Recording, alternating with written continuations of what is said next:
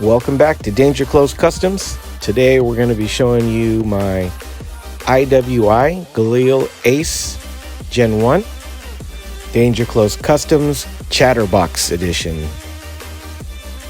So I'll be going over this gun along with a couple of other Israeli Galil clones that I have. Alright, first we're going to be checking out my IWI Galil Ace. This is 5.56 pistol version. This is generation 1, so it has a little bit different handguard and mag well design than the new generation 2. Later on I'll be showing you regular Galil and some of the improvements the Galil Ace has over the regular Galil, including the scope mount rail and the bolt release lever, as well as the left side charging handle. The Galil Ace has an ambidextrous button mag release instead of a lever. Makes it a faster drop of the mag. In addition to the scope mount rail, there's also Picatinny rail sections at the 3, 6, and 9 o'clock positions on the handguard. The handguard also came with some slip-on covers to give you like a rounded handguard traditional look, and those are removable. The new Gen 2, I believe, comes with M-lock slot handguard. So the main difference between this and a regular Galil is the side charge handle. And it has that part that comes down there. It's just a dust cover, so no dust or debris can go inside your action when you use the left side charging. The dust cover is a piece of metal, and it drops down out of the way as the charging handle reciprocates back and forth. This was their unique solution to having a left side charge handle without dust and debris coming out of the sides. Going against the traditional AK-47's design of keeping things simple, this design, while adding additional moving parts, might seem excessive. Israelis do make their weapons to function in the desert and in the sand. Remember, they added those sand line cuts in the FAL bolt. That was their workaround for all the sand and debris that got into the action. So I'm going to assume that this is intended here. And I like the aesthetics of it and the mechanical engineering design of it. It's a little bulky, but it is a kind of unique addition to this weapon.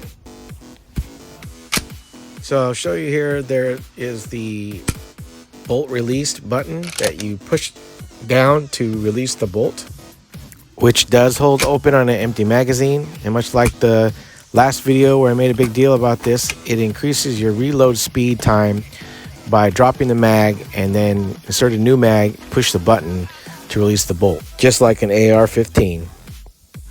So my good friend Caboose over at Vault Explorers 1337 YouTube channel told me about the Chatterbox edition on the CSGO video game. This is a Galil, and they did a skin that has a skull pattern painted on the rifle, and when you fire it, the skull jaw chatters up and down. When I saw this, I knew I had to have a real Galil with this feature, so I went about making one. I didn't like the elongated look of the painted skull, so I made mine a little bit shorter and rounder in proportion. And also, when you fire it full auto in the game, it doesn't quite look the same in semi-auto. But here I spade it up a little bit so you can see the chatter. I was going to paint a purple hood around there to remind me of Skeletor. There is only power. Beautiful, chaotic, naked power. I have the power. Soon, all of Eternia will remember this historic moment when Skeletor finally kills He-Man! Your heroics are hilarious to me. You want a fighty fight? So this gun's not perfect. A lot of people complain about the takedown on this. To secure that top rail on the dust cover, they made it very tight. And so it is a major pain to take this off, and even worse to put it back on. So the main thing here is there's a tab here in the front. It's like a key that fits in a hole or a groove in the front handguard to help it keep zero.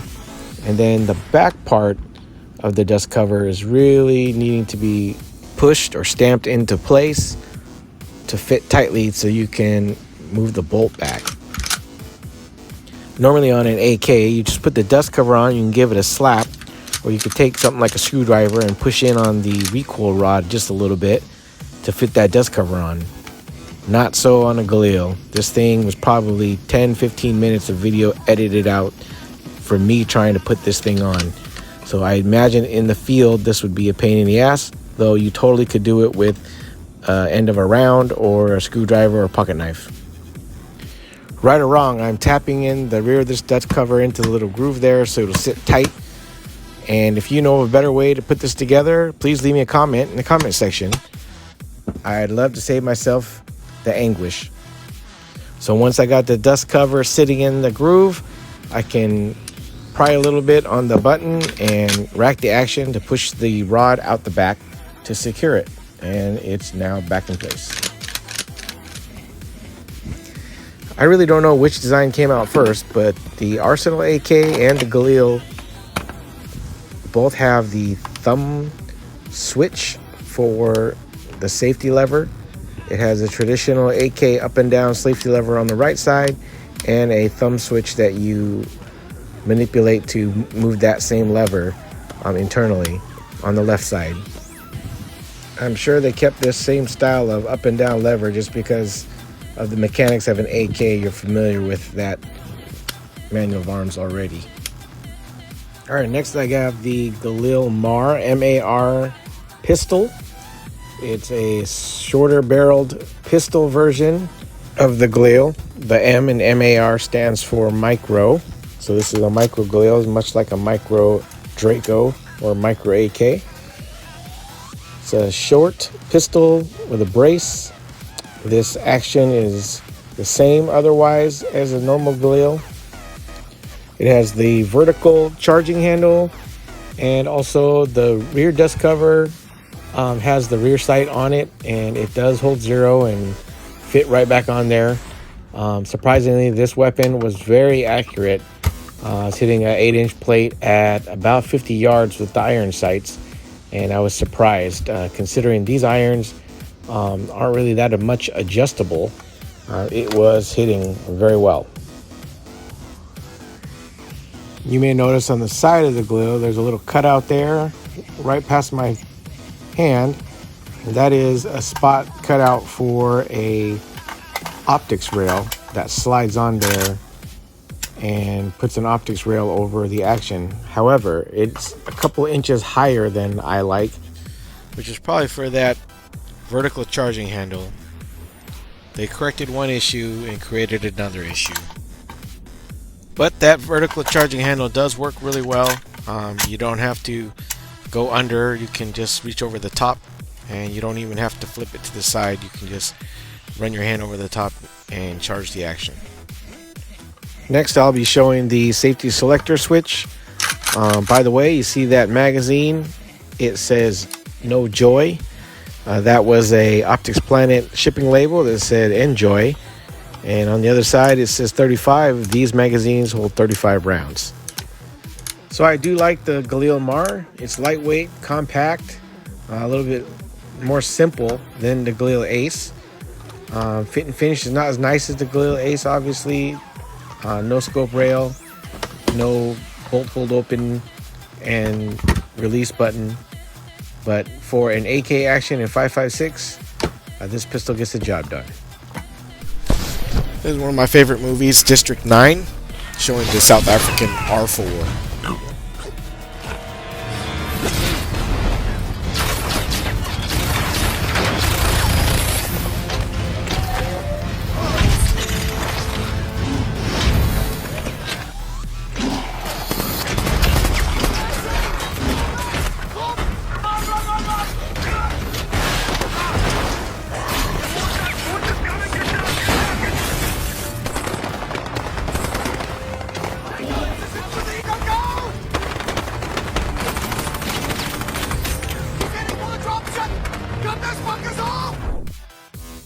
Next, I have my Galil clone ARM. The ARM version is the one with a cutout in the handguard for the bipod. There's a version that has a closed handguard and no bipod. That's the AR version. So this is a rifle length Galil folding stock, and this is the classic Israeli rifle to incorporate the AK-47 and somewhat of the finished Valmet to make a new AK action in 5.56 for desert battle. This has most of the same features as the other Galil pistol, and this one is Cerakoted. It has a kind of battle-worn finish. Those scratches are all painted on in Cerakote to resemble a battle-worn finish, all the way up to the front sight post, in fact. So here's showing with the stock folded, pretty sturdy, does flip open, but is held in with resistance, and it makes it very compact for storage and carry. Next, I'll show you the bipod, how that comes out. Interesting is they do have the ability to be wire cutters at the V point of the bipod. You can squeeze them together and cut a wire or barbed wire. So takedown of the Galil is much more like an AK. Top cover comes off and you can put it back on almost as easily as the AK. I don't really have the ability to just slap it on. There's a long protruding rod there to keep the dust cover to hold zero for that rear sight. Basically, you're going to get this front end stuck in the grooves there, nice and tight in the action, and then you can push forward on this recoil spring rod and just set it in there so it's not popped all the way back. That allows you to put the dust cover on there, fit it into the groove real tight and hold it, and then you can move the action to get that rod extension to pop out, just like that. Compared to the Galil Ace, this is easy peasy, lemon squeezy. Next, I'm going to show you another unique feature for the Galil. They have these pop-up sights. They're a little bit quick acquisition and night sights. Usually that would be painted with some fluorescent paint, 2 dots, and in the front there's a flip-up sight that used to have a tritium dot in there, and I just painted it green for contrast. So this gives you a quick acquisition sight versus looking through a peep and seeing a front post. Now you just have a dot sight like you would find on a Glock. And these both flip down. So I believe I did put fluorescent glow-in-the-dark paint on there. And then you just have to pull your peep sight to kind of the middle point so you can look over it and between there down the sight. And I'll show you what that looks like. Unfortunately, this is either or. You can't run them both at the same time. But pretty quick to deploy, and you can choose if you're doing a close quarters combat or you would like the accuracy and long distance of the peep sight. Again, I've got the bipod fully deployed and just showing you that this could be a good support weapon on the bipod.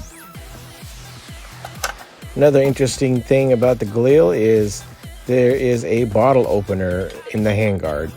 Basically, the way they designed it is a perfect fit for opening a bottle of brew, especially out in the hot desert. And they did this on purpose because soldiers were using their magazines to do it and ruining the feed lips on their magazines. And that's a good way to ruin a $35, $40 magazine. On the plus side, you can always tell your wife that you bought a 10-pound bottle opener, not another rifle. Here's a clip from Heat, which is the most popular movie that the Galil was featured in for a long time. The real star of this movie is the $5,000 unicorn FNC rifle that Al Pacino uses. This movie shows that the Galil is too heavy and bulky to be running around with a bag full of gear and fighting a battle. These guys in the movie Chappie will show you the South African R4 Galil is still a very formidable weapon.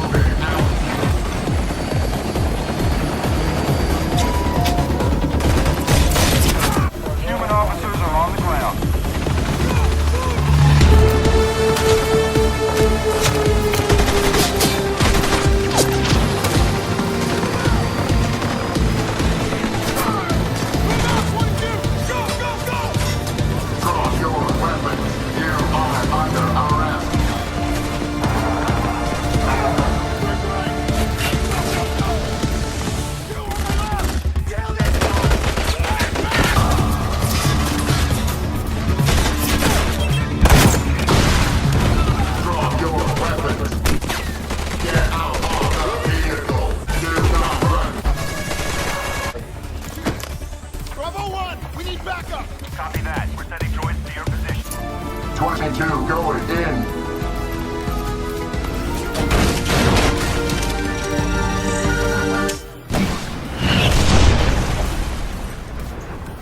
Oh, fuck, not the Galil.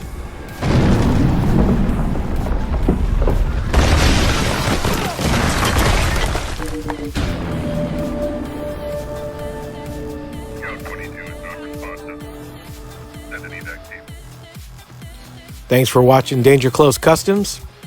Please remember to hit the like button and subscribe to my channel. Got a lot more content coming. Stick around a few more seconds to check out my custom Galil magazines.